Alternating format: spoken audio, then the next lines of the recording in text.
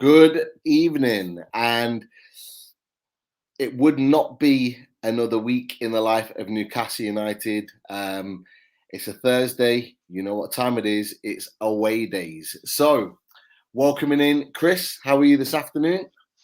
All right, mate. Busy day in work. So yeah, I apologise for only coming on the chat literally like 2-3 minutes ago. But really pleased to be on with you tonight. I've missed the last couple of weeks, haven't I? So I'm looking forward to talking all things Newcastle Definitely. and Arsenal. Of course, of course.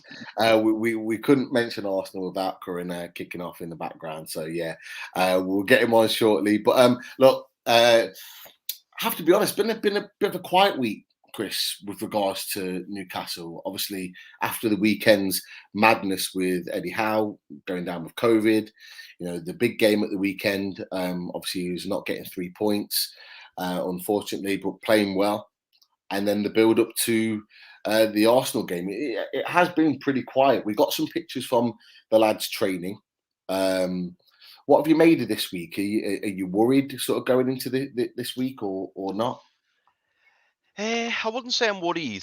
I'm a little bit pessimistic because obviously I'm sure Eddie Howe's involvement this week's been limited.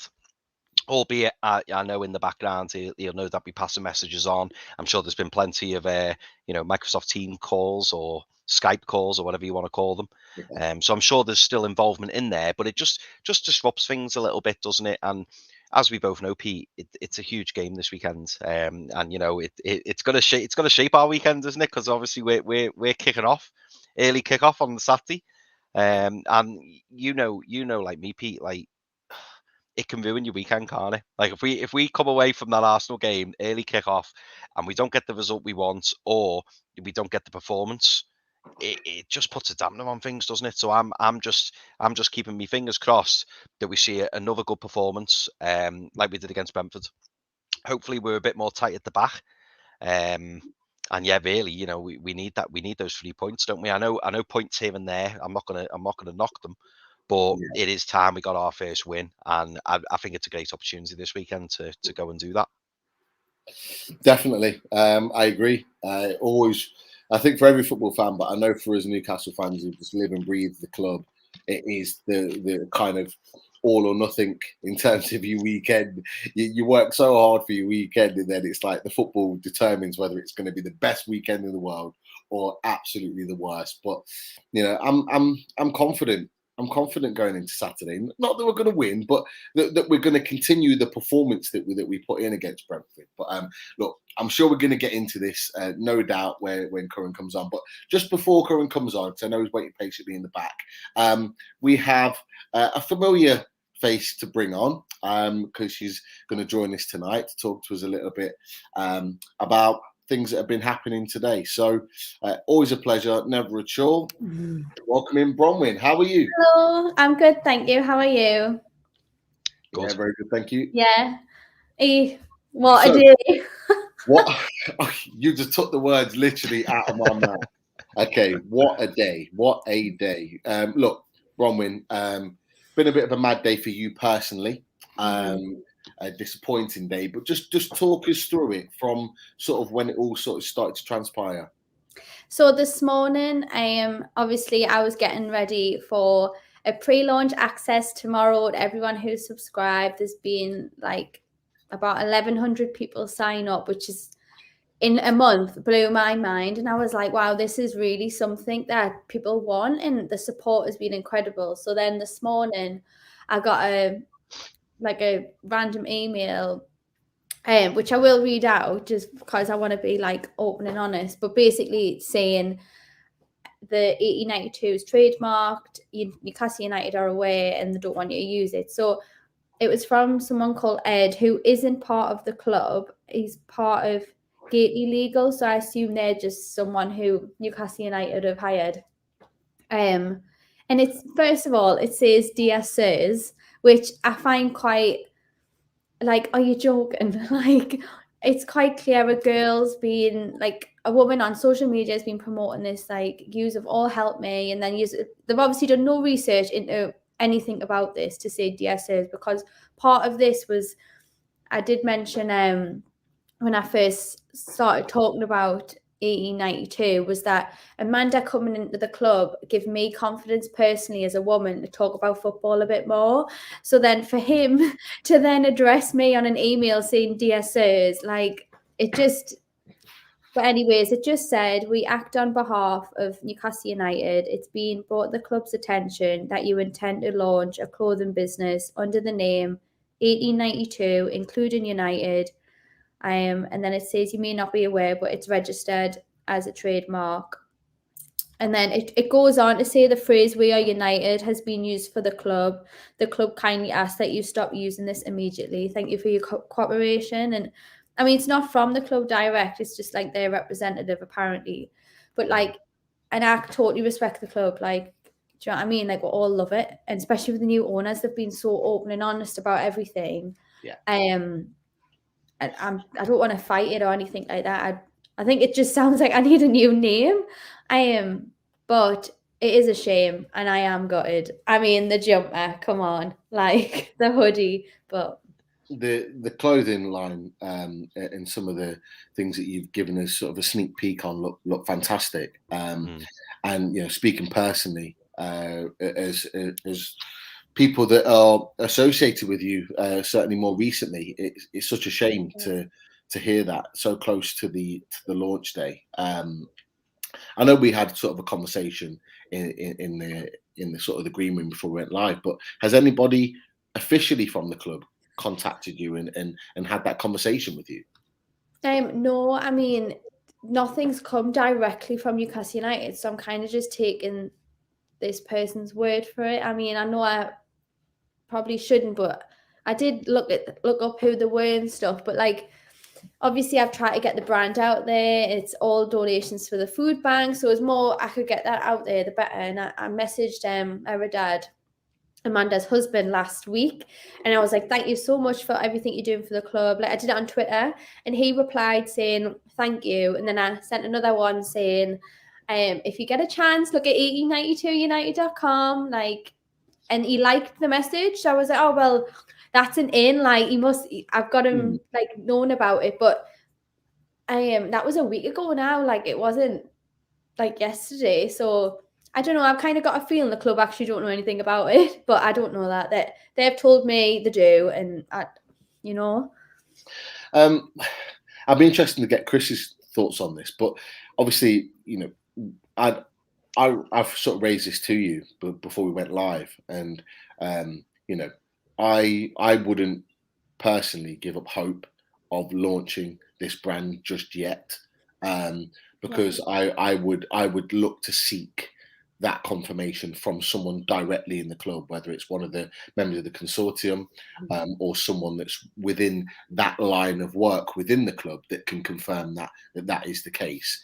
And the reason being is because we know that unfortunately there are people out there that look to kind of stomp on something and ruin something that actually is really, really good for the fan base and for someone that's actually doing something a little bit different and something really, really good and for a good cause. So I wouldn't give up hope just yet, Bronwyn. But Chris, you know, you've heard obviously Bronwyn's thoughts about this, and obviously raised quite an interesting thing with regards to it not actually being officially sort of rubber stamped that is the case by the club. What are your thoughts about that? I was typing away a private message to Bronwyn then, asking exactly the same question you just asked. Like, I'm not saying it's not legitimate, but I would definitely be maybe contacting someone from that company, or perhaps trying to contact someone from the club. I know that's not easy, but yeah, I wouldn't give up hope just yet. And maybe Bronwyn, I mean, again, I'm only surmising here, I don't know for facts, but maybe you know, there is still a hope of resurrecting it or a deal to be done, because it could be that maybe, you know, you could maybe broach it and say, listen, the club might want in on it, or you know, there's no until it's over, it's not over. I know that's from a film or something, isn't it? But yeah, I would certainly contact someone from the company first, and just say, you know, I've received a letter, thanks very much, and blah blah blah, and maybe go from there. But obviously we can talk offline about that if you want any advice, or we can talk through it, and I'm sure myself, Pete, and the other lads will be happy to you know, help out if we can. But also as well, and Pete, correct me if I'm wrong, because you're probably far more qualified to say this than what I am. But don't be too offended about the sirs thing, because to my knowledge, if someone says sir, then that's obviously to a male. But if they say sirs, I believe that's like a collective. So it's like sirs is like so if you were writing to say, I don't know, McDonald's, you might put sirs. So you're referring to many people. So you wouldn't put madams. But why? Why? Now that's it's a valid point. I totally understand what you're saying. Yeah. So yeah, and Pete, if that's wrong, but I think you're on the right lines. Yeah, I think so. Yeah, don't take offense to that. It's probably just the fact that they don't know who directly to head the letter to, so they're doing it as like a company thing. And I'm pretty sure when you send a letter to a company and you're not quite sure who you're sending it to, you say sirs, meaning multiple people. So yeah, I hope that hasn't offended you too much. But yeah, I think that is the case. I'm gonna have to check that later because I'm dying to know that now. But yeah, keep your chin up. Thank you. And as I said to you before, even if this is like, you know, a little molehill on the road, don't worry about it. And I'm sure there'll be ways around it. If it's rebrand. And like I say, here at Loaders, we'll support you all the way, obviously. Thank you so much. 100%. Cheers, there you go. 100%. Gaz is in the chat. You always know Gaz in the chat. You always put something on there to make. He does. He does. Evening, Daz. Mark is just completely. I love that, Martin. I say he's ruining the chat. He's not, but he's just spamming the chat with constant. I'm just putting all these on, but he's just spamming the chat. Thank you, Martin. 1892. Maybe put the space between the O and the N. 1892. Yeah, possibly. Loads of ideas. Honestly, if people have got ideas, please send them in. Definitely. During the show, get these ideas in 100%. There's a few already. I know Yano's on it. He's dropped one in as well. 1891. My dad said 1891 plus 12 months. Love it. But look, the most important thing, Bronwyn, is not giving up hope, waiting for that confirmation. And look, you already seen from myself, Chris, the other Loaded lads that you've spoken to, everyone in the chat at Loaded, you've got our full support. So thank you so much. Just keep cracking on, and no doubt you've got the drive and the determination to make it work. So it's not over, not by a long shot. Okay. Thank you very much. No problem. But you're more than welcome to stick around, because now we are bringing in this guy. Right, I met this guy on another podcast a few weeks ago, and I've got to be honest, we went at it. me and Curran, we went at it with regards to Arsenal and a little bit about Newcastle. So I'm really looking forward to him coming on. I'm going to welcome him on the show. Arsenal fan, Curran. Welcome in. Curran, how are you doing? I'm good. Just quickly before we get into this, I've been listening backstage, obviously, and look, I understand that things like this that can occur, and I wish you all the best. I don't really know the situation all that well, but the one piece of advice I can say from listening backstage is make sure you get in a room with these people. Don't just do things over mail. I think that's I think throughout my professional and university life, that's the main thing I said. Just make sure you sit down with someone and actually see what they're actually saying.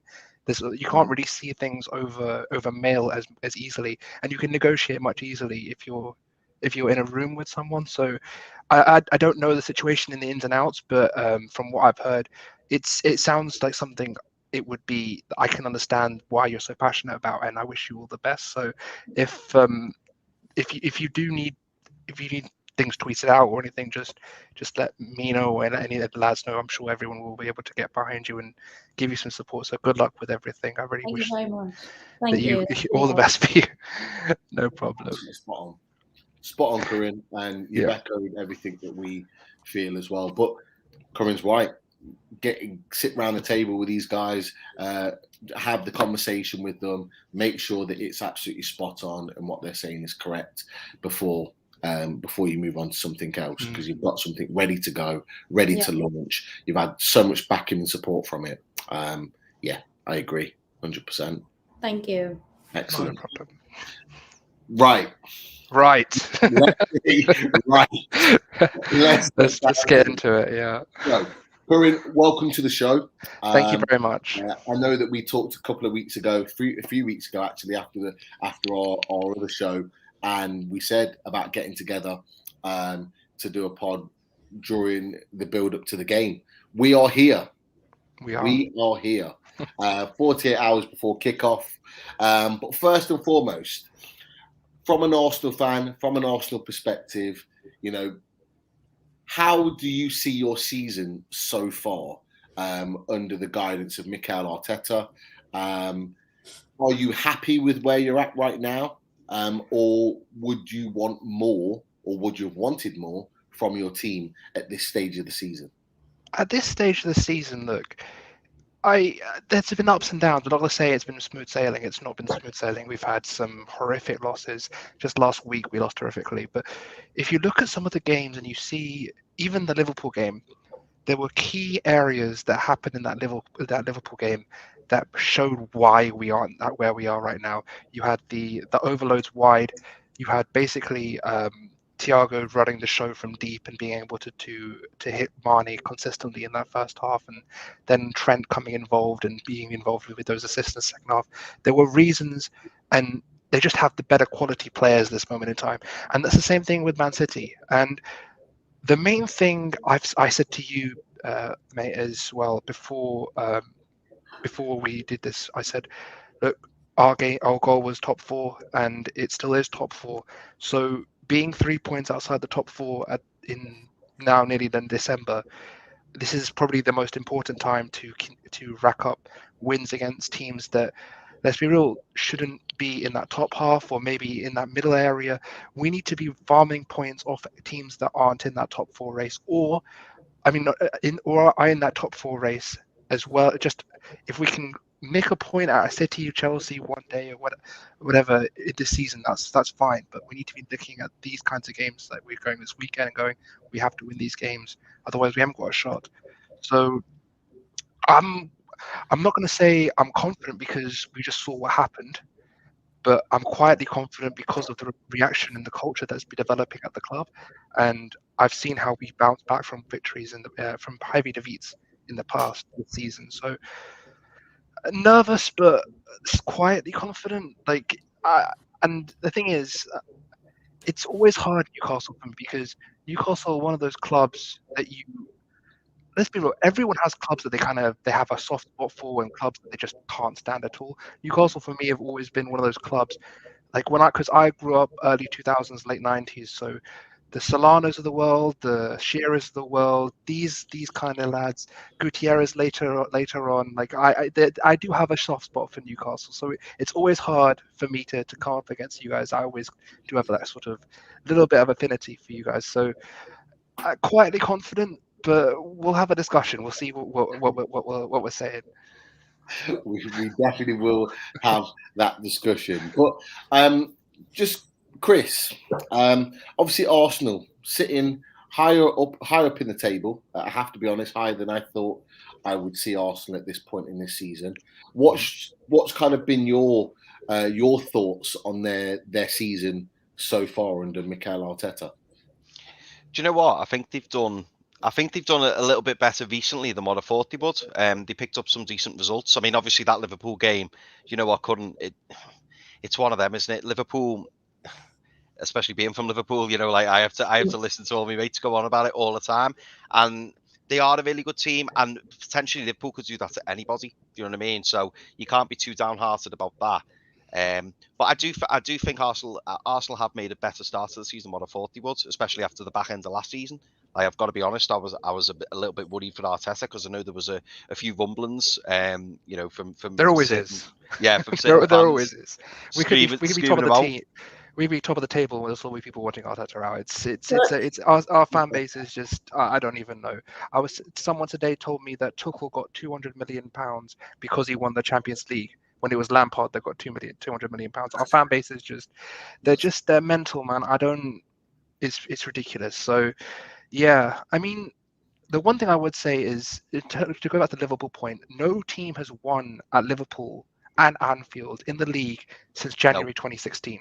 No. No way, I didn't even know that. Oh my Yeah. No God. team has won. Didn't They've realise had a it was couple of that long. draws. Yeah. They've had a couple of draws, but January 2016 was the last time someone went to Anfield and won. It's going to So be us.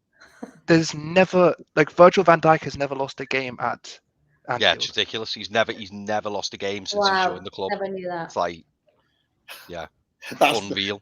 that's like sort of, if you look at it, that's kind of like Messi Ronaldo type numbers, Yeah. isn't it? Yeah, it With is. just the opposite way, is the Mm. fact that he's not lost. Like that is an unreal stat, and you know what? When you put that into perspective, I know Bronwyn, you were shocked by that. I was too. I didn't realise it was that long.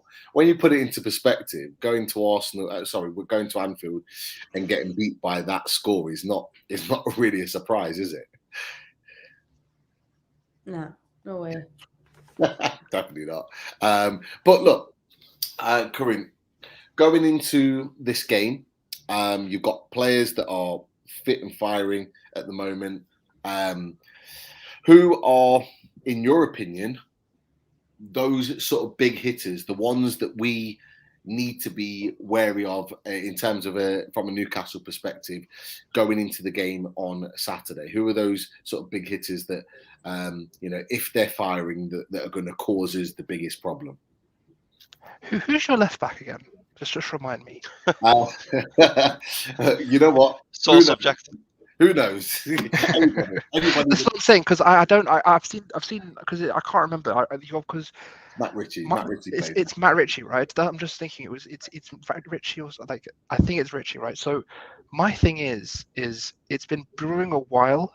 Like it's been brewing a while this Bukayo Saka season, and it's coming to the point now where it feels like he's getting closer. I mean, I don't know if you guys watched our game against Watford. I was in the stands. I watched him literally that second half. He was on my side. I was in the upper tier. He was on my side, and he made Danny Rose look like he was back in that All or Nothing documentary. Like he actually made him look horrific. It was so bad, and I just feel like this is the kind of game that he might go, like, and he might start hitting, because everyone complains about the fact that Emil's gone crazy with the goals and assists this season, and rightly so. But Bukayo hasn't really chipped in apart from the Spurs game. So for me, I think if I was a Newcastle fan, I would be, if I was Eddie Howe, let's put it this way, if I was Eddie Howe, I'd try and double up on him or try and isolate him, because this season a lot of teams have tried to I don't know how much basketball you watch, but Jordan rules him basically. Just physical him, be physical on him, really get on him, and try and stop him from going into that final action, to that final phase and getting a shot off. Because last season he proved how good he is. So I think people have started to wake up to him now. So if I was Eddie Howe, I would stick a guy on Bukayo Saka that I know would be okay one-on-one against him. So that's me. Yeah. Well, he's had previous against Newcastle, and he's had some very good games against us. I can remember there was one game at the Emirates where he left our right back for dead. He was a young lad, left him for dead, whipped a ball in, and I think Aubameyang got on the end of it, and I was just like, wow, like this guy. He is a super talent, and you know what? It's scary that he's got so many more years left in the game that actually he's got the ability to grow and grow. He's got 2 or 3 other gears that I think he's got left to go into. But unfortunately for you, Corinne, we're the richest club in the world, so yeah, some of those betting years could be at St James's Park. Who knows? I mean, I see you going more for the Pepes of the world, but if it's gonna be that sort of thing, but like for the real, if I saw someone in the chat saying about Pepe, take him, please. Just we'll pay you. We'll pay you to take him from us. Like seriously, it's just look. Let's get into Pepe a little bit. Look, because he was a big signing from France. best part of 70 million, if I'm right. 72 million. 72 million. 72 million pound. Record Okay, signing. for a right winger, your record signing. What has gone wrong for him to fail at the moment so badly at a club that, you know, haven't, and let's be honest, haven't pulled up trees in the last 2 or 3 years, haven't gone out there and really dominated, but yet he still hasn't performed at the level that he should have. What's gone wrong there? Look, I joke about Pepe, but the thing is, I feel bad for him because the fact of the matter is, if you look at Ligue 1 and you look at how footballers played in Ligue 1, you have a lot of space available. And it's a very much a case of if you have runners in behind, you can really dominate in that league and you can accumulate numbers. And he had a great season at Lille before coming. He fully justified that £72 million at the time. I know people that were going crazy about him. Oh my God, we've got the next Mane, Salah, and Firmino combination in Alba, Laka, and Pepe. They were mad. People were calling it Opal, Ozil, Pierre, Pepe, Aubameyang, and Lacazette. Like, people were going crazy about it. But the fact of the matter is, you don't get that space in the Premier League. You don't have. It's not as ping pong like in the Premier League. You have to be able to get out of tight spaces, and you can't just rely on one foot and one move, which he's very much of someone who darts inside and then hits on his left, and that's his move, and he loves doing that. But his first touches needs a lot of work, and at 26 years old, time's running out. This should be your prime. You've got someone that needs to be in space and needs the ability to run up. He's very much a confidence player as well. If you look to the end of last season, he scored 6 goals, I think 1.82 xG. Like, he totally went crazy. He had I think it was 5 goals or 6 goals on 1.82 xG. Like, he overperformed xG by a massive amount. And he's someone that if he does get a run together, he can do well. But the thing is, if you look at it, he's not consistent. He doesn't have the first touch, and he's not someone like, if you watch our games, I remember Norwich, right? Pepe was literally standing right in front of Arteta, and he miscontrolled it, and Arteta literally just kicked the ball into the stands. He was literally just like, what do you, just control the ball, take the ball, control it, and pass it. Like, it's not, you're worth £72 million. You can do that. And it's frustrating because I have a lot of time for him, but he really frustrates me. And I don't like speaking bad about players because they wear our shirt and they wear the cannon. But like, reality is reality. He's just not lived up to it because he was bought for a system, in Unai Emery's system, where we played low block football and played on the counter attack. And you could play off the high line. You could play off basically off the last man and have him go in behind and run in behind, because he is a great finisher. But in an Arteta system where you're meant to be sustaining pressure, you're meant to be good in tight spaces and and know when to move, how to move, he's just not got it. And it is what it is. So we need to move him on. So take him seriously. Well, 20 million, you take him. Look, I'm gonna pass that over to Chris and Bronwyn. Like, Nicolas Pepe, Chris, would you take him? No.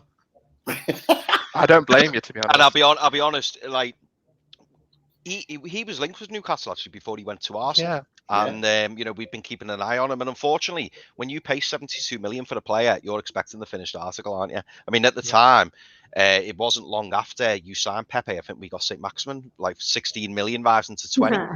And you compare the two, and it's just night and day. Like, if we arranged a swap deal now, imagine the money we'd want to take Pepe, and you give us Pepe and we give you St. Maximin. We'd want like 50 million on top, probably. More than that. It's crazy. I mean, it's crazy. It's and sad. I love ASM. Like, he's so good. But like, but you look at ASM, Curran, and he's what, 24? And like you say, at 26, how much more development has Pepe got? And it's like, have you unfortunately bought someone who looks very good in the French league, and unfortunately he's come to the Premier League where the standard's a lot higher, it's quicker, it's stronger, and he's just not up to it. I don't know, because sometimes I see him, and like you say, I think you were saying it was last season, he went on that run of 5, 6, 7 games, and I put him in my fantasy league because I thought, oh God, he's kicking off now. This is it. This is what we've all been waiting for. And then he just petered out again.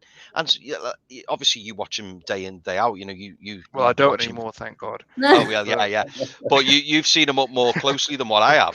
But whenever I see him, he just looks, I don't know what it is. Yeah, there's something missing, and you think, where's this dynamic player? Like, correct me if I'm wrong, but what didn't Unai Emery, one of the things that he said when he left the club was that he wanted Zaha, but the club insisted on Pepe. And that's why, you know, I'm not. We can. I have a whole article on. I'll send to you guys about the whole reason about the whole structure behind the scenes. But we've completely reformed our behind the scenes team. Like our negotiation team, our transfer team, all of that has changed. We had. I don't know if it was a pretty big meme at the time about the guy being like, when Arsenal knock on the door, it's a different knock, and he had this random Brazilian guy going around. He was formerly at Barca, and he was like one of their technical directors. His name is Raul Sanllehi, and he was this big guy. He was behind the William Saliba deal, the Nicolas Pepe deal, David Luiz deal, all these deals. And if you look at every one of those deals, something is dodgy about it. Something is just not like something is not right. And over the past, I would say, about the last calendar year, so take from now last year into about now, we've completely changed our background team. So we've got new negotiators, we have a new director of football. The technical director is obviously Edu, that's from last summer. So we've changed a lot of things because of the way that we were buying players like Nicolas Pepe, like even with Saliba. There's been a lot of issues with Saliba because of the a lot of issues off the field, a lot of issues that we weren't happy with his development. So things have been were tricky for us, and they have been for years. So in terms of Pepe, though, it's a case of too much expectation with not enough research into why that expectation was demanded, basically. So yeah, I don't know. You might just not like Arsenal. No, because the thing is, right, I'll be real, like United were in for him as well. United were in for him. A lot of teams were there. I think you mentioned Newcastle were in for him, and that if you look at that Lille season, like a lot of players from Lille go on to do great things in the league, and the fact of the matter is, at this moment in time, it's not something that's happening. So the one question I've got for Bronwyn is what Geordie Tune for Life has just put up. Would you do a straight swap for Hendrick? I don't know, you know. I don't know. Doubt it. No. So you like Hendrick then? You think he's got something to offer? Or more than... Do you know what it is? Since Eddie Howe's come in, I feel like I want to see what every single player can offer under him. Yeah. And then I'll feel more confident with me opinion on that. The fact that you're considering, or not even considering it, tells us where we all are with the Nicolas Pepe opinion here. But look, just before we get into our next topic, I have to, as always, go to some of the sponsors. So in the top right-hand corner, Bruce is in Central Ale. Not too far from the train station. Am I right, Chris? Yes, yeah, it's right in the train station. In the train station. The only Bruce we want in Newcastle is Bruce from Central Ale. I'm gutted. I didn't get a chance to get there. I was a mess last weekend. I was an absolute mess Friday. I was absolutely fine when I met you, Bronwyn and Chris. Then when we parted ways, me and my mate went into town. Been a while since we went in, and yeah, it was a long night, a bit of a mess, bit of a headache the next day. Stumbled into St James's Park on Saturday, 3 p.m, and yeah, it took me a week to recover nearly. So yeah, it was good that I didn't get up there. I will be back, and I will be going to visit Bruce, no doubt, at some point. And look, Our opinions, and obviously we've heard from Bronwyn before, but I'm still going to put it up there. We Team 92. We will support until it is confirmed, and that is my opinion. And I will quite happily go on record to say that is my opinion. We will support until it is confirmed by a member of the club, and we will stick to that 100%. Okay, so Curran, let's get down to it. I talked about it briefly earlier. Bronwyn and Chris and myself have talked about this a lot over the last 6 weeks. Newcastle United, the richest club in the world. Okay, it's been a crazy 6 weeks for us as Newcastle United fans.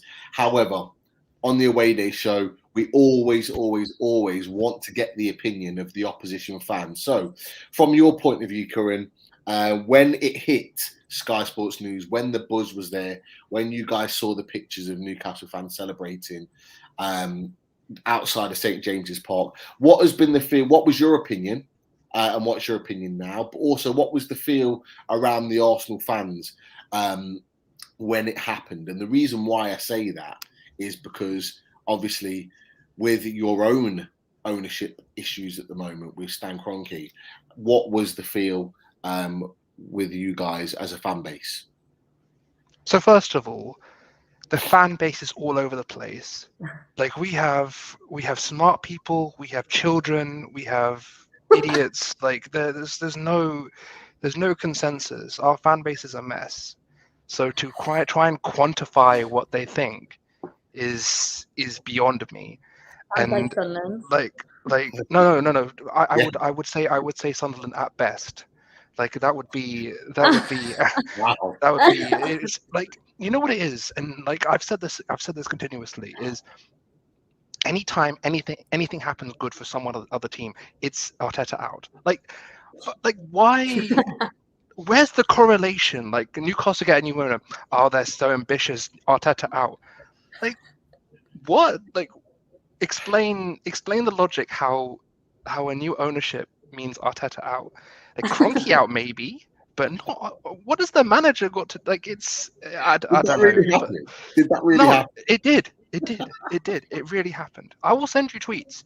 Like I will find them and I'll send you the tweet. Like people actually were like, and the thing is, me personally, for years, first of all, I hated Mike Ashley. Like I couldn't stand the man. I thought that the way he treated, like the thing is, like someone who looks at Newcastle and sees the likes of the Bobby Robsons of the world, the Alan Shearers of the world, and you see the tradition, the history of Newcastle Football Club, and you look at Mike Ashley and you see some money grubbing, just the words I can't say on air, but like the best way to put it is the man has made the man has actually said that his trademark like business idea was up to 30%, up to 50%. That was his trademark. Like how is deception your trademark as a business idea, and you're proud of that? And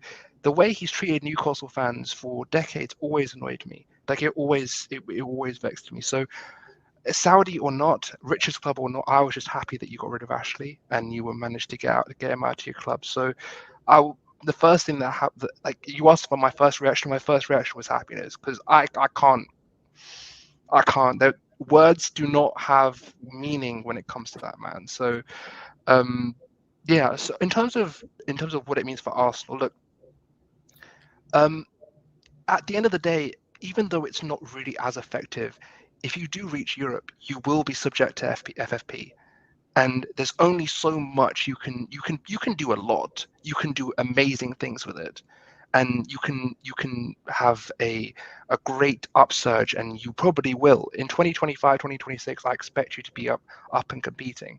But the fact of the matter is, it's not 2025, 2026, and there's too many different variables. There's too many different avenues. Like we saw. My thing is you could be Man City or you could be Everton, because Everton have got Usmanov, and having known Usmanov for years, I kind of knew when he got Everton there was going to be a lot of chat and not a lot of action. And what they've done is they've spent poorly. I mean, thank you for 40 million for Alex Werby. I'll take that any day. Oh, mate. But like, Corin, I've been saying that as soon as they signed him, I said he was mad, and they were going, no, he's good, he's good. I was like, he's not good. I've seen him hundreds of times. I've watched him for Arsenal, and a bit like Pepe, the odd time you go, oh, all right, that's not bad, and then the other times he just runs into dark alleys, and you just think, what are you doing? What it doesn't make sense. There's no end products. Unbelievable. So like the Say main like thing lovely, mate. the thing for me is when it comes to Newcastle, the fact that is Emiliano in now, is that done? Not yet. No. It's an interesting one because that's actually gone quiet Okay. over the last week. It has. There was talks that it might have broken down. Then there was talks that it might be resurrected, and then it's just gone quiet. So I'm not taking that as a bad thing. I think in the world of Newcastle, when things go silent, as we've seen with the takeover, something might then sort of transpire from that point. So yeah, nothing confirmed as yet. But sorry, carry on. No, don't know. I asked the question. Don't worry about it. But the thing is that would be a statement of intent. I think that would be something that is. I think that would be a very, very much a step forward for you guys. So, in terms of what you need to look at this season, where you need to progress, it's got to be a case of stay in the Premier League, top half, top 6, top 4, and then we go. Yeah. I think that's a fair progression. And what I would say to any Newcastle fan is if you start seeing young players that are bought for a specific role in a team that can grow together, then you'd be excited. This is what I see with Arsenal right now. Every player is under 23, is either in an international role, or even like Erdegaard, an international captain. You have young players in leadership positions throughout the pitch, and you can progress as a club and start to go up and up and up. So I think you need to look at seeing where you're buying and how you're investing in the club, and then you can say, okay, this is great or this is not great. So right now, if I'm a Newcastle fan, I wait for the January window and I wait for the summer window before I have any judgments on this takeover, because I need to see what is the policy going forward. Are they looking like planners or are they looking like spenders? So that's just my two cents on it. No, and we always like to have the opposition's opinion on this, because ultimately it has affected the whole of the Premier League. The Premier League have kind of, it's been tipped upside down, and I think in a good way, because a lot of the top 6 have kind of stomped their feet. Not talking fan base, but within the club, in the clubs in general. So it's always good to get your opinions on the takeover. But it's going to be interesting how we sort of develop in the next few years. But I think January will give us an idea on the type of ownership we're going to have. I think you're absolutely right. Personally, I think they're going to be a smart ownership. I think they'll spend big when they need to spend big, but I think they'll be smart, and I think we'll see some smart signings being made in January. I don't think you're going to see any more than sort of 50, 60 million being spent, but that money will be spent very, very well on players that are going to make a significant difference to our team, 100%. But yeah, look, Bronwyn, not had a chance to ask you this question, but 6 weeks on, how are you feeling now? We're sort of we're free of Mike Ashley. We're now free of Steve Bruce and Lee Charnley, who went last Friday. Happy days. So we are now free of all the people that have kind of put a stranglehold on our club for years now. How are you feeling now? It's sort of 6 weeks on from the takeover. I think going back to what you said about sort of spending money in January and stuff, like anything is better than what we've had. So like smart decisions and stuff. I think any decision of bringing in a player, we're just going to be absolutely buzzing. But obviously now that we've got like a pot of money, like they might surprise me. I don't know, but I feel like from like as a fan and every day checking, like, has Bruce gone, for instance, like it felt like it took a lifetime, but it was like actually that they didn't let the fans or whatever, the pressure, I don't think, got to them, and they just did it in a smart way and a respectful way to him as well. Like at the end of the day, he's still like he's still a nice family man, so like he needs to like they respected him in that way, and they put a club statement out, and there was no like, it wasn't like a disrespectful thing. And I think that was quite mature, if that's the right word, the way they did that. And I was like, oh, actually, like, yeah, they've done it all right. And then obviously Charlie went and everything like that, and bringing Eddie in. It's like when you look in hindsight, it's like actually they've done it in a really thought out process. Like it's been planned. It hasn't been reactive. Like the fans have kicked off, get rid of Bruce straight away, should be your first decision.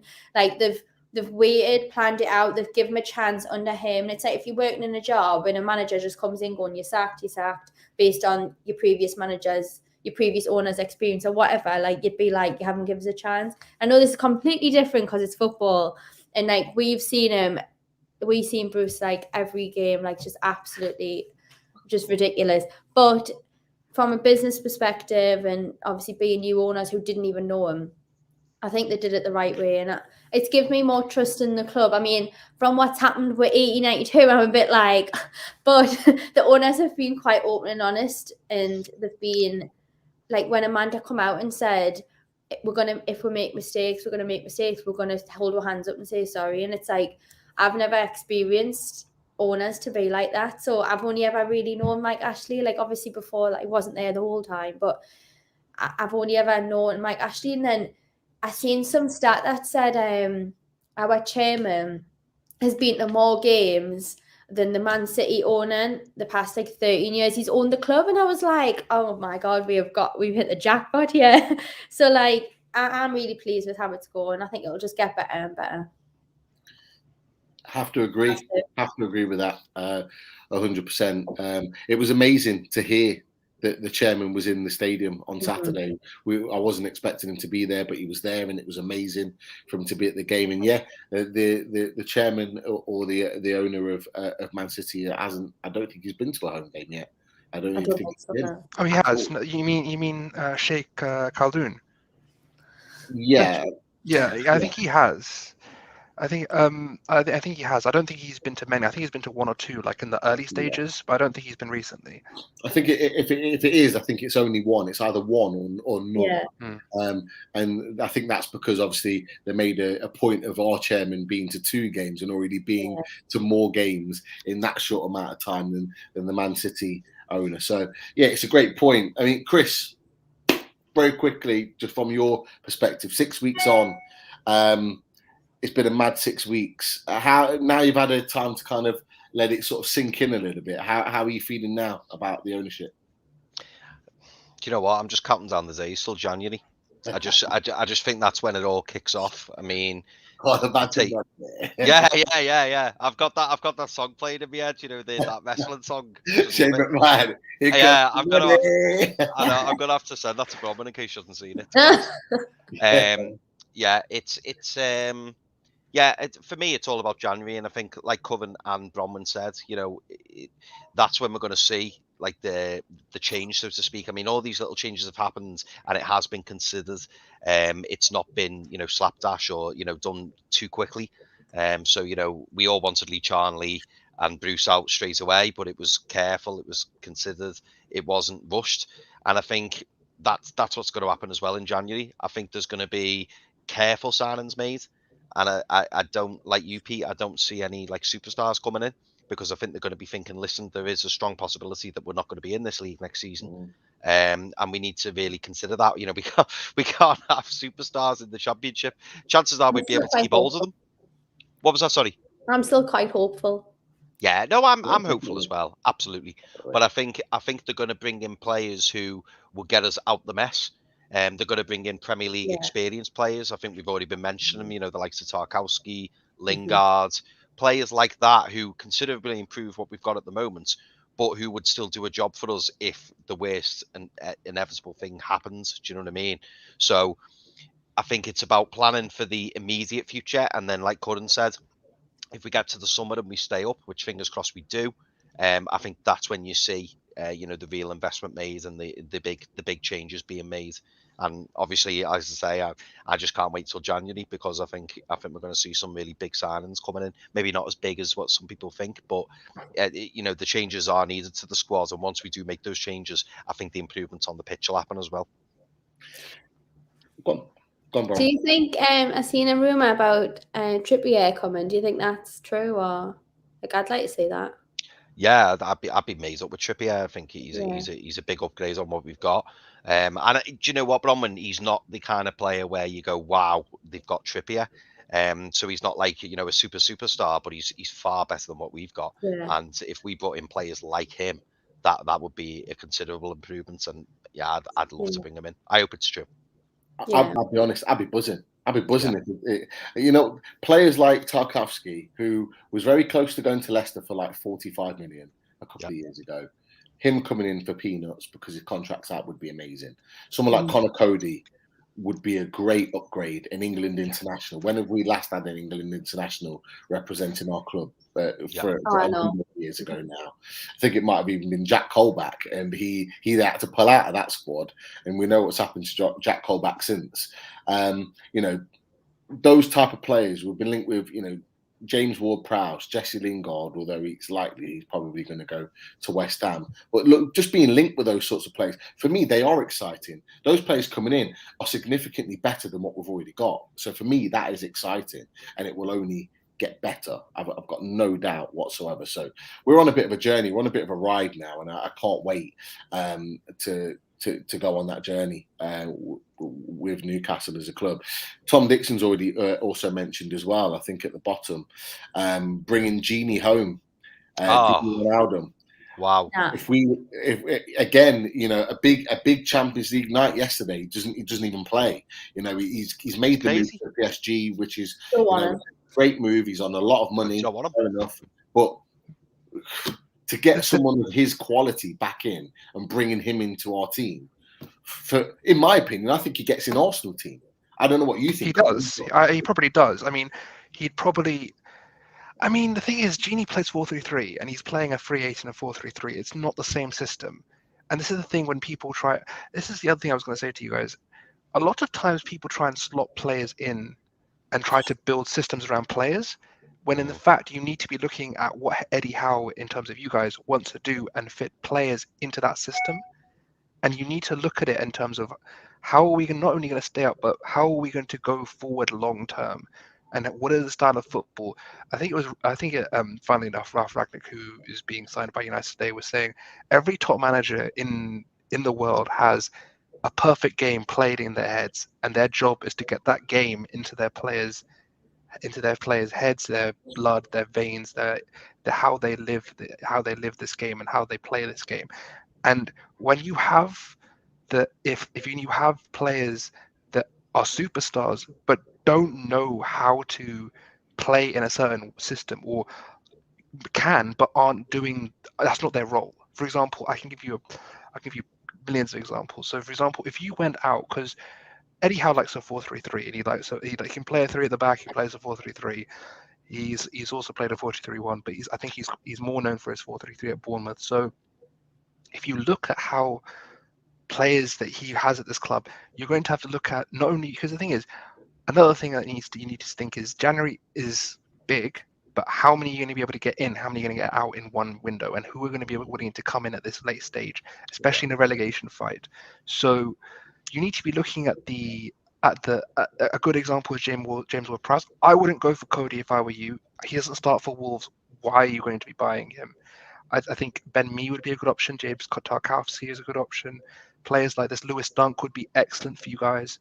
Yeah. These are the kinds of players you need to be going for. You need to do two things with this club. You need three things actually. You need a culture reset. You need, because you've had Bruce, you've had Ashley for how long? You need to bring in a culture to, which I feel like we're doing at Arsenal, where it's about unity and it's about being with the community. I think that's what you need to bring back at Newcastle. I mean, this year, if you look at Arsenal, just to bring it back to Arsenal for a second, you can see the ads we're doing in the local community for local businesses. We're doing we've completely redone our training ground, so there's images of Arsenal history literally everywhere in the training ground. Every day when you go out at London Colney, there's a picture of Wenger with his hand like this, and all the players hit his hand as they go out to training. Like there's a reset in the culture of the club, and you can see that there's a plan and there's an ethos of what the club is, and I think that's what you need to do at Newcastle as well. I remember when they first came in, the Saudi ownership, and they were walking through the Newcastle training ground. I was thinking, this isn't a Premier League facility. What is this dog shit? It's not. I mean, I wasn't gonna say that, but like for real, like I because the thing is, I've seen, like, I've actually been to Colney. I've done tours around there before, and like it just didn't look like a Premier League training facility.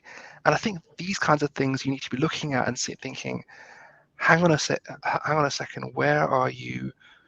What are you trying to do here? Are you trying to be, because look at Man City when they took over, they revolutionized fan content. They started doing the tunnel cams, and they started to involve the fans and the community in the club as well. So as well as trying to change the culture at the club footballing wise, bringing in the Tixies of the world and making sure that the footballing side was as elite as their community side. So these are the kind of things you need to be looking at.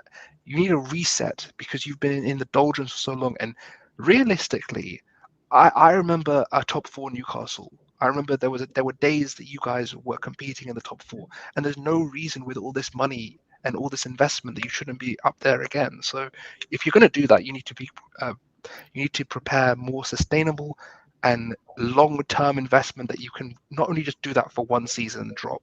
Like there's a couple of clubs right now, like Leicester or Wolves, where they have like Leicester, the last 2 seasons have been top four and then dropped because of overtraining, injuries, and the season catches up to them. And then they get in the Europa League, and then overtraining, match load increases, and the season catches up to them. You need to be able to look at your club and think, Man City have 2 11s that compete in the top four right now. 2 11s. Just take their second 11 and it competes for the top four. That's what your aim needs to be as Newcastle United. So that's just my thoughts on how you need to progress at this point in time. No, sounds like a plan, and it is a slow build. It's going to be a nice slow build, a general build over time, and you know what? I'm here for that. I'm here for that. I've seen so much. We've seen so much absolute dross over these years.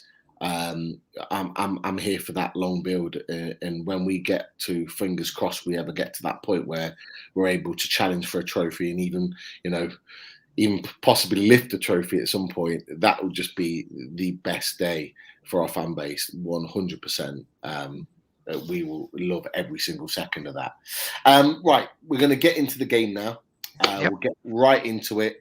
And at this point, I'm going to get the man in because I think he's got some stats for us. But I cannot bring this guy in without giving his intro. This is the best intro in the world. I just love it. I'm so looking forward to this. I've never heard this.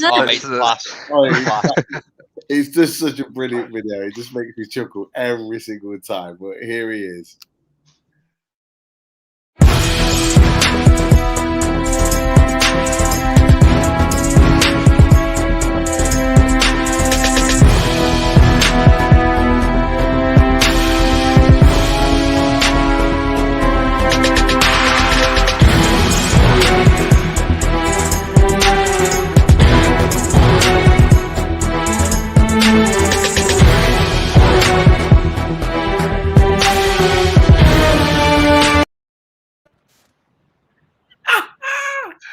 Really,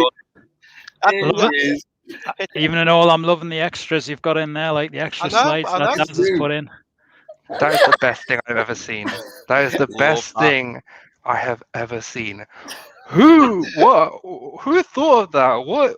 Daz, he's What? just class at that. The man in the chat Daz. just here, and he knew he'd made changes and he didn't tell anybody. So that was a surprise to everybody when we put that in. Absolute quality. But Keith, welcome to the show. It wouldn't be an away days without you. And look, to kick off is building to this game now. We're going to talk about the game. We're going to get some predictions from everybody before we leave. But have you got some stats for us about the upcoming game, Arsenal against Newcastle on Saturday? Yeah, I've got a few stats. First of all, well, nice to meet you, Corinne, and nice to meet you too, Bronwyn, for the first time as well. I think you've been doing an amazing job with your brand. I've been watching on Steve Wraith and also when you were unloaded a few weeks ago, so well done. Thank you very much. Some stats: Newcastle versus Arsenal, Newcastle. Not good reading, to be honest. Newcastle's overall Premier League record slightly favoured towards Arsenal.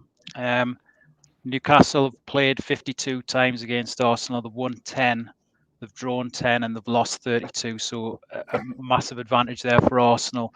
Arsenal as well have won 17 out of the last 18 competitive games against Arsenal, and there was only one in the last sort of 5 years or so, 10 years, and that was 2-1 at St James's.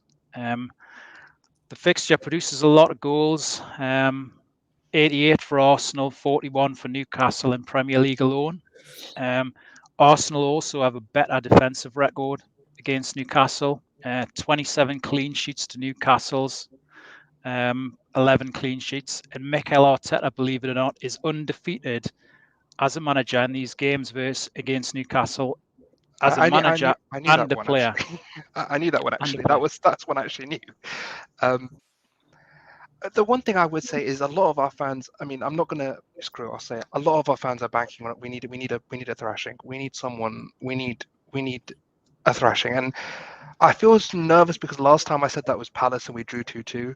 But like we need like because one of the criticisms of us this year has been we have defended well, but we're not scoring as many goals, and we need to score some goals. We need some confidence in the team after that 4-0 loss, and a lot of our fans are banking on this as like a 3-0, 4-0 kind of game, and that's not even disrespectful to you guys. I don't think that's a case of like you're just bad. I just think that we are like even before that Newcastle that Liverpool result, that we do have players that when they're trucking, when they're starting to come together, we have ways to pick you apart. And I think you can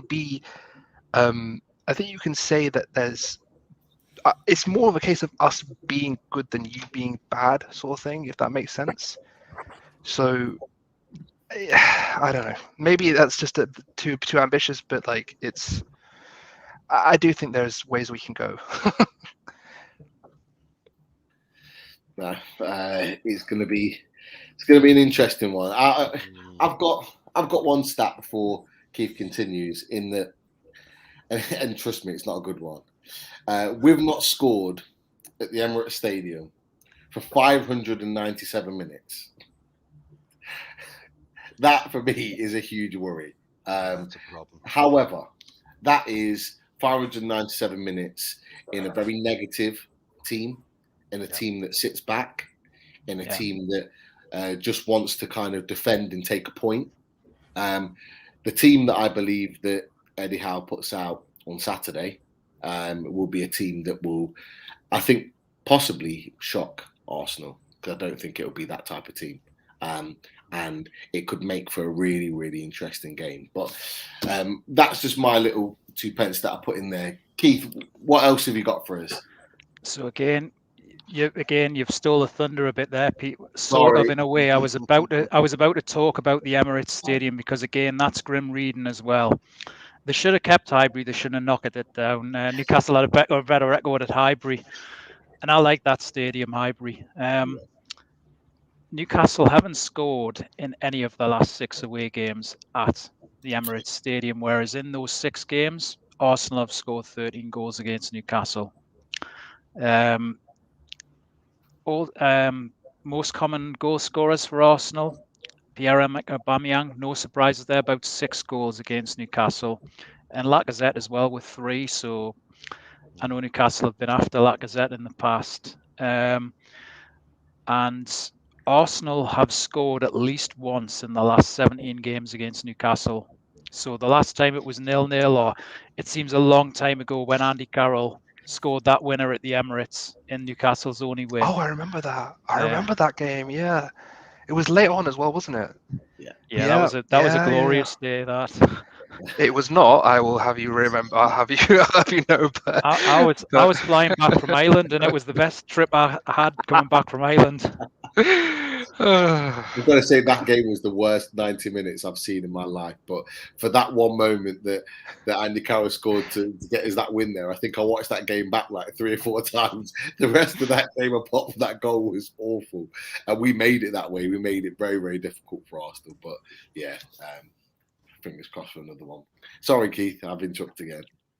That's nearly about it. I was just going to say, obviously, about Arsenal. And I know you're talking about the thrashing there, Corinne, but that game for against Liverpool, the last game, was Arsenal's first loss in 9 games. So Arsenal have been on a good More run, than that, 10 a really games. good run, 10 games up to that point. So going.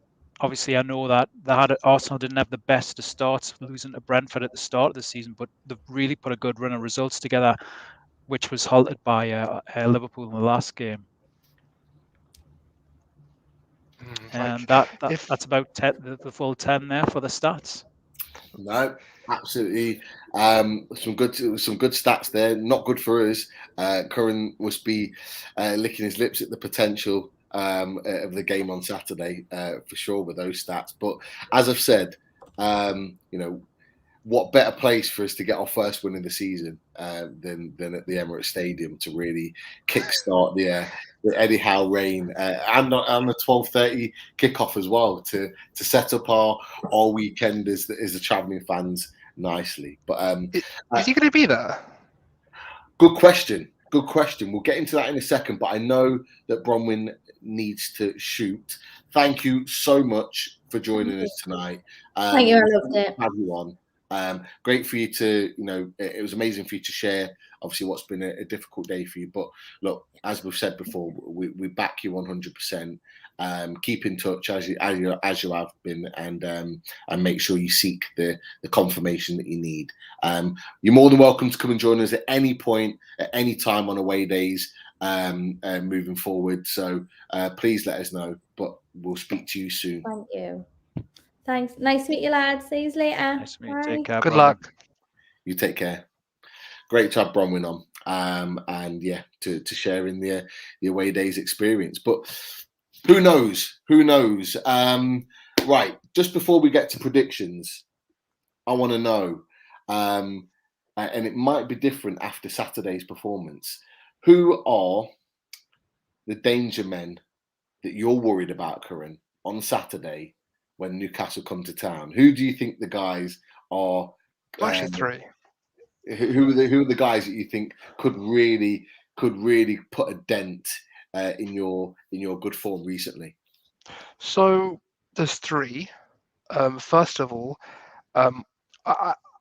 it was hard to let him go because I wanted him to stay, but I do think Joe Willock is someone that can provide a spark.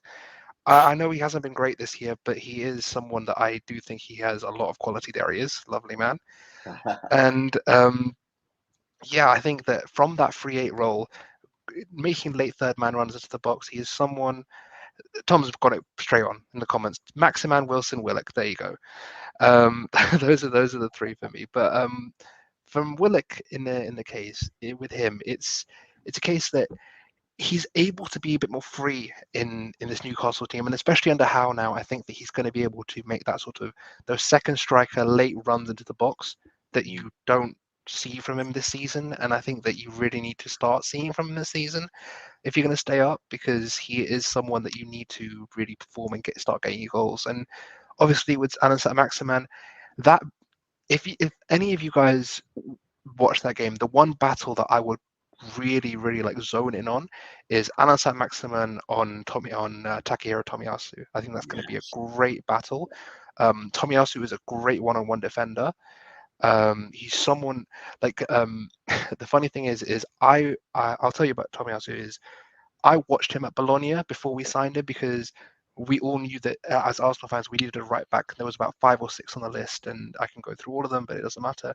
But with Tomiyasu, I told fans, be patient. He's someone that is quicker than he looks, and someone that you should really be looking at and thinking one-on-one defender. If you look at how he played against Juventus last year, man had Ronaldo in his back pocket the entire game. Like he's someone that you can look at to defend one-on-one quite well. So someone mentioned Joel Linton. That's a great point as well. Joel Linton I'll get on to. But with Saint-Maximin, he's someone one-on-one individually coming inside, dribbling well, getting into the box, creating shot creating actions, creating from for himself and for others. I think he's someone that I would love him at Arsenal. Like he's someone that I really do like him, and we do need someone of the. I know I'm not going to say we're taking him, but I'm not. It's a compliment. It's a compliment. It's a compliment, not a dig. Don't worry. I think he'll be put on like 500k a week in a minute, so don't worry about it. I'm sure I'm sure the pockets will get deep out for him. So, in terms of ASM can destroy any man on his day. Yeah, he can. But the fact of the matter is we don't play one-on-one defense. What we do is we defend as a line, and we'll go through and actually isolate him out wide. We'll try and push him wide, and we'll have White and Tomiyasu come to him and shift the line to him, because your main threat will be down that left side, in my opinion anyway. And I think what you're trying to do is either build up right and shift to left to get Saint-Maximin free, or you'll try and shift through to Saint-Maximin and have him try and dribble through. So he's someone that I really do think is a threat. In terms of Callum Wilson, great goal scorer when he's on the pitch for you, which is sad because he should be on the pitch more for you. He's been unlucky with injuries, so I think he is a great striker. He put 2 against Spurs, but you couldn't hold on. I was gutted that day. I thought you could have had him, but yeah, I do like Callum Wilson. I think that he's perfect for what you need right now. I think he's someone that I think Eddie Howe will be able to get a good semblance of production out of him, and same with Joe Linton. So these are the danger men. I don't know if I don't really rate Almiron like that. Not really my type of someone that I like personally. But those are the guys for me. Especially, I would say Saint-Maximin. If I had to pick one, I think he is someone that we're going to have to ISO quite hard, because if we leave him out in open space, he will dribble past any man in this league. So, as my t-shirt, who do you guys think are the danger men from us? I would be curious to hear about that as well. Definitely. Chris, the danger man for Arsenal, who do you think the ones we need to be looking out for on Saturday? Well, funnily enough, after what Cudden said earlier, and I was thinking the same. The first one that I'd say is probably Saka, because I do like the look of Saka, and I think obviously he was unfortunate what happened with England. The back end of last season, obviously that was unfortunate for him, but it could make him a stronger personality. It could really grow him. It's not quite worked out for him so far this season, but that's what worries me. If you remember last season when we played Arsenal, Aubameyang was just like not scoring. Then all of a sudden he gets 2 against us, and I thought, yeah, typical. Lovely assist from Martinelli was that. Yeah, it was beautiful. Yeah. But yeah. Yeah, I mean that's so. Saka's a concern. Obviously, Smith Rowe. I'm a big fan of Smith Rowe. I thought it was really funny, Cudden, when was it Aston Villa put like a 40 million bid in for him, but I thought I wonder if Arsenal sell him, because obviously they must have thought, well, they've sold Willock, maybe they'll sell Smith Rowe, but obviously they rate Smith Rowe very highly, so that wasn't going to happen. So yeah, Smith Rowe, he got his England debut, didn't he, last week? So you know, he's probably going to be on cloud 9. And do you know what? The third one I'm going to say, just because I do rate him, is Aubameyang, because it seems weird, doesn't it? 'Cause since he signed that new contract, it's just, I don't know what it is. I mean, Coven, maybe you can expand on that. You'll know far better than me, but it just feels like he's kind of gone down a couple of gears, or maybe the effort's not there, or the determination, or the commitment, or the effort. I don't know, but it just seems like he's not the Aubameyang he was before he signed that new massive contract. I mean, they made a big song and dance out of it, didn't they? I remember Ian Wright was on the pitch with him, and With him, yeah. it was lovely. I mean, it was lovely to see because, as a football fan myself, it I'm not one to like look over other clubs and be envious in terms of like, sorry, not envious, like bitter or jealous. Like I did think, it's a great thing that he signed on at the club, because obviously you were struggling at the time and he's your captain. And I thought that's really good that he's, said, no, I'm going to stay. And I thought that was really good for you as fans. But it's just not panned out that way, has it? He's kind of gone off the boil. I mean, what is the reason for that, Cudden? Or is there a reason, or do you not know yourself? There's multiple reasons. So, if you look at Pierre-Emerick Aubameyang, the first half of the season, we were playing 4-2-3-1 without a 10. We were having Willian there. We were having all sorts of people there. We were having Lacazette there. We were having all sorts. And when you don't have creativity, and it's still a problem now, if you don't have creativity, creative players to produce chances for your strikers and your attacking players, then they're just not going to score. There's also been a huge amount of, as you guys all know, it's pretty public, the turmoil at Arsenal, the Ozil situation, the terminations, the Mikel has actually tried to completely change the culture at Arsenal. Like I was mentioning before about the training ground and all the changes off the field and the changes at the board level. The club has tried to really change how we look at the game of football and how we interact with the community as well. So the man had malaria as well. Like he had his mother was very, very sick. He had personal reasons off the field as well, and obviously the dressing room environment at that time, with the Ozil situation, the Willian stuff not panning out. Like it was a very, very tough season last year. And if you look at, I challenge all three of you, look at Aubameyang. Like just watch him, right? Obviously it's hard because emotion.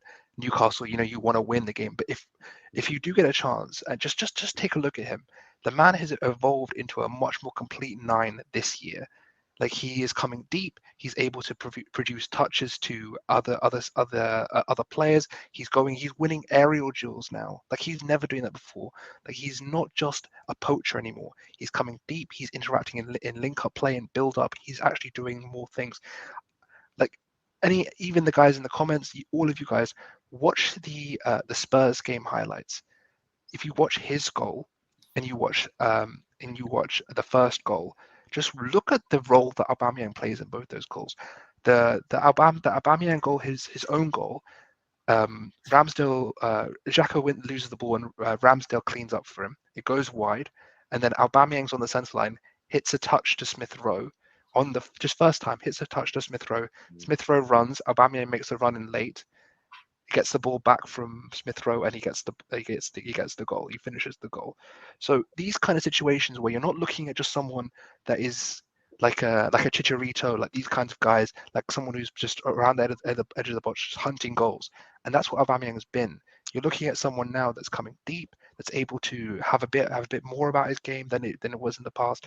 He's actually come on a bit more this season. Even the problem is it's going to waste because we're not producing the quality, the chances that we need to for him, and it's a massive problem right now. And this is why a lot of people in our fan base want a striker. I don't want a striker. I want more creativity in midfield. I want more goal contributions from midfield. It doesn't make sense to buy more strikers when we have 4 at the books and 2 on loan. Like it doesn't make any sense. So buy it in midfield. Like look at Man City. They have how many creative midfielders they have on the pitch at one point. We have Smith Rowe, and like Saka's very good. He's a creator, but it's like 2, maybe 3. Like it's not enough. We need much more creativity from midfield, and that's the point. So we'll see. I mean, everyone seems to be going, oh, we'll just fix it in January this year. Like everyone just saw Tuchel from last season and just thought, okay, screw everything, fire your manager, go crazy in January and you'll win the Champions League or they'll win the Premier League. Like, there's like 4 clubs doing that right now, and it's just like not. He had a 200 million window before he came in. You know what I mean? Like they spent 200 million before they came in. He came in, they spent more money, and then he won the Champions League with an underperforming squad. It's just not the same. It's just not. And that's why I felt me. sorry for Lampard, Curran, because like people were saying, oh, you know, Lampard, he's not ready for the role, it's too big for him and all stuff like that. I actually think, like, you know, the recruitment, I'm not saying it was all him. I'm sure it wasn't. I'm sure he's got people above him who are making those decisions. But I just thought maybe he just needed that little bit more time, you know, to try and, because he's brought in all these new players and, he didn't quite find the blends. But Tuchel must have been looking at that and thinking, great, I've got Havertz, I've got Werner, I've got, off the top of my head, I'm trying to think of we've got Ziyech. And he's brought, like you say, he's inherited these new players who are brand new, you know, still raring to go. And then he's brought in a couple of his own. And then all of a sudden he's hailed as this like god. And you think, well, Lampard brought these players in and didn't really get laid a lot of the time. good groundwork. That squad finished top 4 the season before Tuchel came in. You know what I mean? Like we like, for example, the same people in our fan base go on about, oh, Emery finished 5th and he got into a Europa League final, and people didn't give him the same amount of time that they did Arteta. Guys, we were conceding 30 shots to Watford. We were conceding, like, we were playing crazy ping pong basketball style football where it was just like the perfect example, the perfect thing. We, in that 5th season that a lot of people like to hail, we were like, if you look at the entire season, you look at the X points, the expected points, we were 9th. We overperformed because we were playing poor football, but getting great production from our strikers and our creative players. Right now, it's the opposite. We're playing really good, sort of good football. The principles are principles will be in place, but we're just not finishing at this moment in time. We're not getting that. And we are finishing. It's coming from, and this is another thing I want to bring up to you guys. You guys need to watch for set pieces. You better not concede free kicks and too many corners, because we are deadly from set pieces. I'm sure, Keith, Newcastle certainly aren't deadly from set pieces. Just ask John Joe Shelby at Brighton. Like we in last season, I think we scored 5 from set piece situations. We've already scored 6. We've just hired the Man City set piece coach, Nicolas Jova, who has taken our team from one of the worst at set pieces to one of the best at set pieces. People have said, oh, the people that criticize Arteta, they say, oh, we're not creating from overplays or from set pieces. Whereas last year it was, we're not creating from set pieces at all. We're too crap on them. We're conceding too many goals. So it's just, it swings and roundabouts with us. And I'll answer the question, and someone just asked, who will think will win the season, the league this season? City. It's going to be City. It's not going to be Chelsea, they're doing very well. Why do you think? Because look, Chelsea are flying right now. They are flying. They're flying. They look incredibly strong. What do you think might just tip Man City winning it ahead of Chelsea? Lukaku coming back. They don't know. Tuchel hasn't figured out what to do with Lukaku yet, and until because the thing is, Tuchel's system depends on pressing high and high energy football, because he gets goals from everywhere. And when Romelu comes back into this squad, the press is affected and they're not able to sustain the same amount of pressure that they do without him. So you're creating lower quality shots for Lukaku as opposed to without him, where you're getting Reece James going on this mad run and the likes of. And the thing is, another point before I move on to other, and obviously the Mount.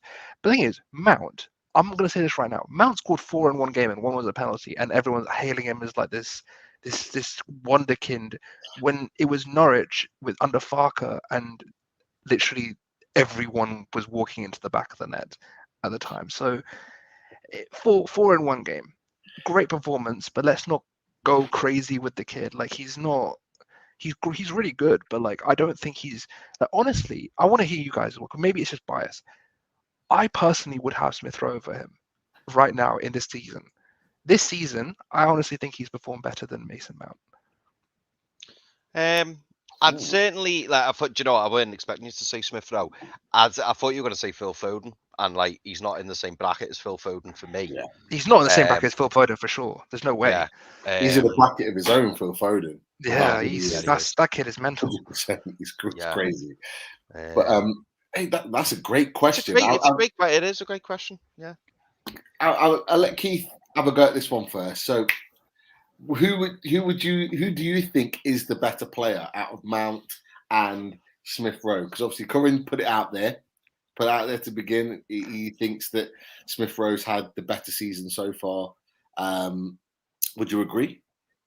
I think Smith Rowe definitely came on. Certainly, he was that player that stood out for me and made the difference in the tie against Newcastle. The game that was 0-0 for so long, and then in the FA Cup, and Oh yeah, really came out in there. He got that goal late on, and he was breaking through at that point, and it's certainly this season he seems to have taken that step up from there. I think obviously where Mount maybe has the edge at the moment is the experience, maybe. I mean, certainly at international level, but that's not to say that Smith Rowe can't build on that. He doesn't have a bit more potential. Maybe he's a bit fresher, to take that extra stand. Maybe it's a bit too soon again to make the assumption yet, because what we're looking at for Smith Rowe was, when did he break through? Sort of midway point last season, was it, when he was sort of January? January last season. Yeah. So maybe to the end of this season and have like a full season of get one against the other to assess. That's why I said this season. That's why I said this season. I said this season he's definitely had a better season for me. So like I can't compare the two players because obviously they play in different roles. They play in completely different roles. Emil plays off the left wing. Mount is obviously that 8 in the middle of the pitch. So that it's a bit hard to compare them player for player. But I'm just saying this season I would personally take Emil, and maybe it's just bias and because. Like another example was Havertz. Like there's a lot of players in that Chelsea team. Like going back to the original question about why Chelsea aren't going to win the league, it's a question of finding that balance long term this season. And when Romelu comes back, if they can somehow figure out a way to get the best out of him in this team, they're winning the league. But at this moment in time, Pep, as we mentioned before, Pep has 2 teams that finished top 4. And his best team is unbelievable. Yeah. If you saw that PSG game last night, he walked Pochettino. He walked him all over the pitch. Like it was ridiculous. Like he like some of the football they were playing was ridiculous. That 2-3 build up with Rodri just roaming around like anything. It's ridiculous. They have so much talent. So for me, it's Pep. Yeah, it's going to be an interesting one to see how the game unfolds. But look, we're down to that prediction time. We're close to wrapping up the show. The guys in the chat, I want to see your predictions as well. I know Jeff's joined us. Welcome, Jeff. Brian's joined us. Dunhill. I tell you what, Dunhill was an absolute giant. I didn't realise how tall he was until we met him. Absolute giant of a man. These guys have joined the chat. Put your predictions in. What do you think is going to be the score line come, 2:45 on Saturday? So we'll start off with work round the houses. We'll start with Chris. Chris, what do you think the score line is going to be on Saturday? Oh, mate! Like, do you know what? Something like this. Yeah. 6-6. Zenith Data Cup, that one.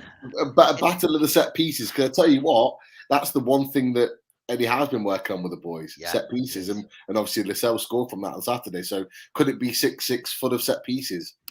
Yeah. It's an interesting one. I think, as I always say, Peter, I feel like I always say, it really just depends on the first goal. And I think if Arsenal score the first goal and it's early on, I think we're in trouble. If the longer that it stays 0-0, the more comfortable I'll feel. I always think back to last season with the cup game, and it was 0-0 for ages, and I was thinking we're going to get something here, and we started to improve. I know that's Bruce Ball, and we're talking in the past, but I still can't get out that frame of mind until I've seen a bit more of Eddie Howe and the way he performs. But we don't need it. But I'm gonna say 1-1. I think another draw. But it is one of those games where if it went 2-1 Arsenal, 2-1 Newcastle, like it wouldn't shock me. Yeah. I think there is the potential for it to go either way, but that's why I'm sitting on the fence and saying 1-1. No, I'd certainly take it if you offered it me now, 100%. Current prediction time. Obviously, the only Arsenal fan in the house. What do you think the score will be come 3:15 on Saturday afternoon? I don't think it's pretty, lads. I can't lie to you. Like, you know what it is? Like Chris was saying earlier, just now, about how if it goes, the longer it goes on, we start like a house on fire. Like for the first 20, I don't know if you've seen any of our games, for the first 20, 25 minutes, 30 minutes, we go at teams. We take it to the we ruined Spurs in about 35 minutes. Yeah. It was like it's really. And the thing is, anything can happen in the game of football, and I really hate predictions because it's always in the back of my mind. It's always there. It's always in the back of my mind. I hate doing predictions. That's why I don't bet either. It's too much anxiety. I've got enough stress with the game going on. There's too much happening. I really hate it a bit. Give us one. Come on. It's gonna be 3 or 4. I think 4-0. I would say something like. Wow. And you know why I say that is. I remember Watford, and even though it was 1-0, we had two disallowed goals and a penalty miss. And I'm not saying that you're at the standard of Watford, but when you're coming to the Emirates, guys, we've beat you like 7-2 in the past. We've really handed some droppings out, and we've really I would love a great game. I would love a 3-2. I would love, you know what I mean? I would love one of those real Barclays classics, just like a really good game to really sink your teeth in. But we need the points, and I think Mikel, if you look at any of the quotes Mikel has said, I mean, I don't drink, but cool. But if you look at the quotes from Mikel, all of them have said, we're looking to rebound. We're looking to the squad have come together, and as I said earlier in the stream, the team is filled with youthful, not just youth, but leadership. In that youth, you have a captain of Anderlecht at 21 years old in Sambi Lokonga. You have Martin Ødegaard, who's a captain of Norway. You have guys like Aubameyang. You've got Lacazette, who's a great role model of the club. Smith Rowe and Saka are coming through. And yeah, I will say 4-0. And honestly, I don't mind taking it because I'm on a Newcastle channel. That's fine. Don't worry about them. Don't worry about it. But yeah, I mean, we're gonna have. I've talked to Pete. We're gonna have Pete on our show as well. I'm sure he'll come on with something equally as crazy on our show. So I'm coming for you. You've set the bar now. Set the bar, but yeah, I do, and it's not me just saying, it's just Arsenal, Newcastle will trounce them. I really do think that we'll blitz you at one point, and it will get rocky, and then after that, we'll kind of just sail off, and you'll maybe get back into the game a bit. So it's just how our games have gone this year. It's not in terms of it's just Newcastle with their crap. It's just how our games have gone this year, and we'll see. Look, I'm going to stop you there because you've stuck the knife in, you've twisted it, and then you've twisted it again. So I don't want to hear any more. I've got to be honest. Keith, I'm coming to you. Quick prediction. What do you think it's going to be come 2:45 on Saturday? Yeah. I've just got one more grim stat that I've got to mention to you here. Just one more. Get in one. But it's Arsenal.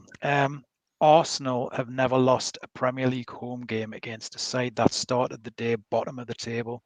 They've won 15 games and drawn 6 in 21 times that's happened. But Newcastle, Arsenal versus Newcastle.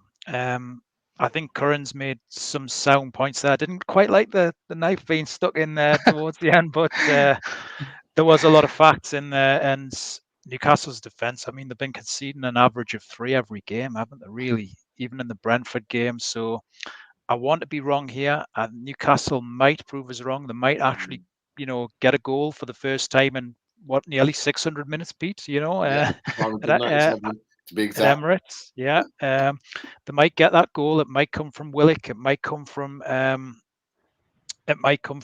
Wilson. But I've just looked at some of the predicted team lineups there, and I think Kraft might be in that back line. And I always fear the worst when Kraft's back. I can only hope that Dubravka's back on Saturday. I really want Dubravka back after that showing this Saturday gone. Well, but unfortunately, I'm going for 3-0. I want to be wrong here. I want at least I want a 1-1, a miracle 1-1, but I'm going 3-0 to the Arsenal here. I tell you it's what, not just me. Yeah, it's really not. But look, come on, Pete. People call me Positive Pete for a reason, right? So back your team, mate. I don't mind you at all. Yeah, you know what? Partly because I'm going, so I want to see us get that first win. I want to be part of that first win, and especially by doing it at the Emirates. So I think we're going to win. Okay, Tom Dixon in the chat said it right. I think Joe Willock's going to score. Okay, possibly even with the winning goal, and I think we're going to win 2-1. I think it'll be a good game. I think it'll be an entertaining game. I think Dubravka will be back, and I know we'll talk about that a little bit on Loaded Mag tomorrow night, and I'll promote that in just a second. And I think we're going to win. But I think the biggest reason why we're going to win is because I think this man will be back in the dugout, or say in the dugout for the first time. And I think he'll make a massive difference. I believe we would have won the game last weekend had he been in the dugout.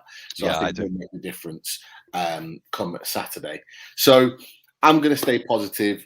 So everyone in the chat, we will hopefully, fingers crossed, win 2-1, get the 3 points that we need. Arsenal will still climb the table because they're on good form anyway. We will get our first win and it'll help us to rise, and everybody will be happy.